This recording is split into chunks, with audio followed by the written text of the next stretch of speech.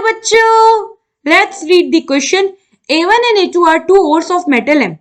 A1 on calcination gives a black precipitate CO2 and water. Identify A1 and A2. So, question में क्या है कि हमें बोला है कि A1 और A2 दो और हैं एक मेटल M के। A1 को जब हम कैल्सिनेशन करते हैं तो हमें एक ब्लैक प्रेसिपिटेट मिलता है, CO2 मिलता है और वाटर मिलता है। हमें आइडेंटिफाई करना है A1 और A2 क्या है। तो हम इस ग्राफ को समझते हैं।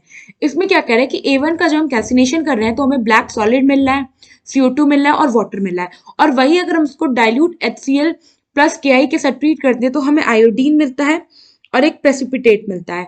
नाउ A2 क्या है, अगर हम इसकी रोस्टिंग करते हैं तो हमें एक मेटल मिलता है और उसके साथ एक गैस मिलता है, जिसको अगर हम फर्दर ट्रीट करते हैं K2Cr2O7 प्लस H2SO4 के साथ तो हमें एक ग्रीन कलर का कंपाउंड मिलता है। सो हमें बताना है कि A1 और A2 क्या है। सो यहाँ पे जो हमारा A1 होगा और A2, A1 एंड A2 ये डेफिनेटली और होंगे हमारा कॉपर के।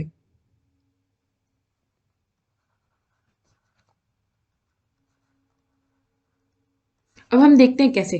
पहला A1 है, ये होगा मैलाकाइट। अब देखते हैं कैसे। मैलाकाइट होता है हमारा CuCO3 dot Cu OH held twice. अब हम देखते हैं कैसे। पहले कह रहा है कि जो A1 है विच इज मैलाकाइट, तो हम इसको लिख लें CuCO3 dot Cu OH whole twice. इसका हम जब कैल्सिनेशन करते हैं, कैल्सिनेशन,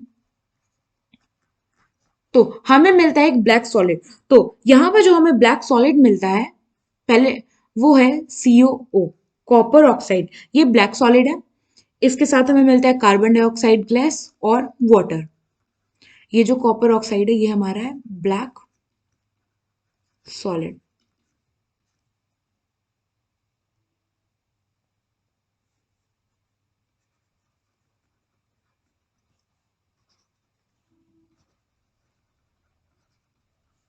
कैल्सिनेशन है ठीक है।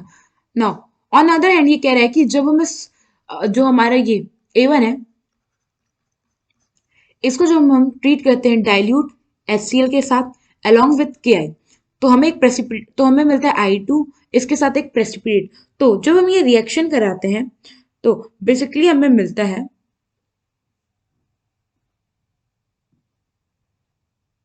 CuI2 प्लस KCl और I2। ये जो CuI2 है यही है हमारा PPT यहाँ। नाउ अब हम देखते हैं हमारा A2। तो जो A2 है it must be copper glance which is Cu2S। अब हम देखते हैं कैसे।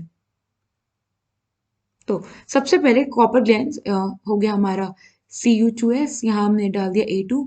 तो अगर हम इसकी रोस्टिंग कर रहे हैं, रोस्टिंग में क्या करते हैं हम हीट करते हैं इन प्रेजेंस ऑफ एयर। तो ये एयर ऑन हीट कर लो तो हमें मिलता है Cu2O copper oxide along with sulphur dioxide. तो यहाँ पे जो मेटल है वो हो गया कॉपर ऑक्साइड और जो गैस है वो हो गया सल्फर डाइऑक्साइड। अब क्या कह रहा है कि अब क्या होता है कि Cu2S जो होता है ये फर्दर रिएक्ट कर देता है Cu2O कॉपर ऑक्साइड के साथ और फॉर्म करता है copper plus SO2। Let me correct this thing. जो मेटल आया ये होगा हमारा कॉपर, ये हुआ हमारा स्टेप 1, ये हुआ स्टेप 2, फाइनल ये मिला हमें मेटल। कॉपर ऑक्साइड मेटल नहीं होता, वो ऑक्साइड होता है, सॉरी। नाउ और हमें मिला SO2 which is the gas here. अब क्या कह रहा था कि इस मेटल को यानी कि जब हम कॉपर को ट्रीट करते हैं, इस मेटल गैस इसको हम ट्रीट करते हैं K2Cr2O7 के साथ, तो हमें मिलता है H2SO4।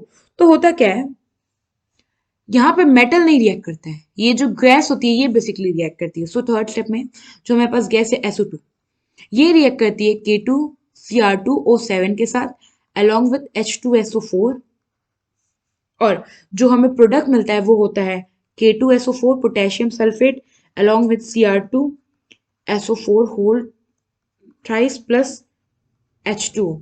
और यही जो हमें कंपाउंड मिला है Cr2SO4 होल ट्राइस, यही ग्रीन कलर का होता है।